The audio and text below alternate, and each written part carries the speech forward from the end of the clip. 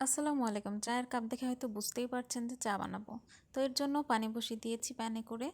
আর পানিটা হালকা গরম হইতেই আমি কাপে ঢেলে নিয়ে আমি গুঁড়া দুধ দিয়ে যেহেতু চা বানাবো, আমার লিকুইড দুধ ছিল না, তো আমি সেটাকে গুলে নেওয়ার জন্য প্রসেস করছিলাম। তো দুধটা গুলে নিতে গিয়ে আমার একটা ভুল হয়ে গিয়েছে, আমি অল্প অল্প করে ঢালি নাই, আমি একবারে দিয়েছি, এর জন্য একটু দুধগুলান গোটা গোটা হয়ে গেছে। তো সেগুলোকে ম্যাশ করতে গিয়ে আমার বেশ টাইম লেগে যায়।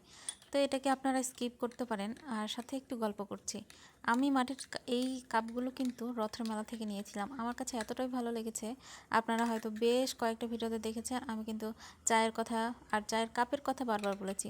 আর এদিকে ফুটতে থাকা পানিটাতে আমি চিনি আর লিকার দিয়ে ফুটতে দিলাম। আমি আসলে এই চা বানানোটা শিখেছি আমার শাশুড়ির কাছ থেকে। আমি বরাবরই আমার মায়ের কাছে দেখেছি দুধ, লিকার আর চিনি আর পানি দিয়ে, পর্যাপ্ত পানি দিয়ে একবারে ফুটিয়ে আম্মু নামায় নিত। কিন্তু আমি আমার শাশুড়ির কাছে দেখেছি প্রথমে পানিতে লিকার আর চিনিটা দিয়ে ফুটিয়ে নিয়ে যখন লিকারটা গাঢ় হয়ে আসে তারপরে 1 কাপ দুধ ঢেলে দেয়।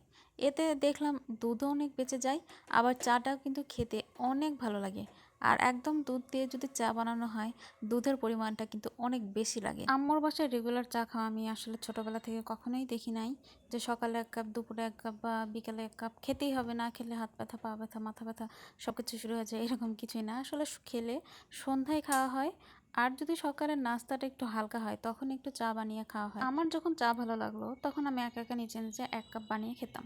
তো এই ছিল আমার চায়ের কাহিনী। আর শ্বশুর বাসায় বিয়ের পর তো সকালে একবার, সন্ধ্যায় একবার তো হবেই, মাস্ট, এটা তো কনফার্ম, এটা না বলার কিছুই নাই। তো দেখতে দেখতে আমার চা কিন্তু হয়ে গিয়েছে। কাপে ঢেলতে গিয়ে আর ভিডিও করতে করতে আমার একটু পড়ে গিয়েছে, এটা একটু স্কিপ করবেন আপনারা, কিছু মনে করিয়েন না। তা আমার কিন্তু এই যে দেখুন, চা ঢালার পর কাপটা এত সুন্দর লাগছিল, একদম পূর্ণতা পেয়েছে, মনে হচ্ছে আমার কাপ দুটো চা পেয়ে। এরকম লাগছে না? আমার কাছে তো এরকমই লাগছে। তো একটু ভিডিও টিডিও শ্যুট করছিলাম, দেখছিলাম কেমন লাগে।